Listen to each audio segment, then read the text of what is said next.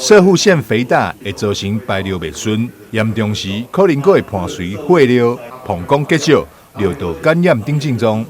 病院会先开药物来治疗，若是效果无好，医生建议就会当考虑使用刮除或者是剜除手术来治疗。今天介绍的这个手术叫做经尿道的射物腺的剜除手术。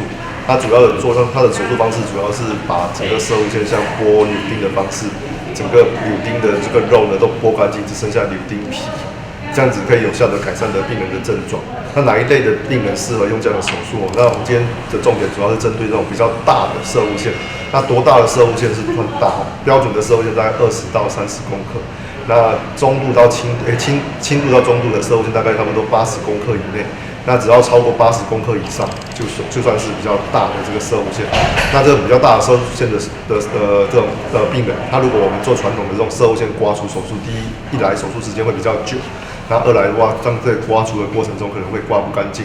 那如果病人相对比较年轻，60-70岁，那如果还之后可能5年到10年后，病人可能还会需要做出第2次手术。那如果我们做这样子的一个剜除的手术呢，那后续会再复发的机会相对的会比较低。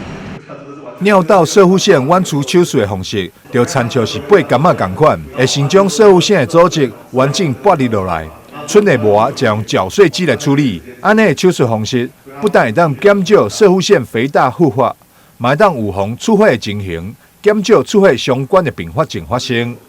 台湾新闻张秀维采访报道。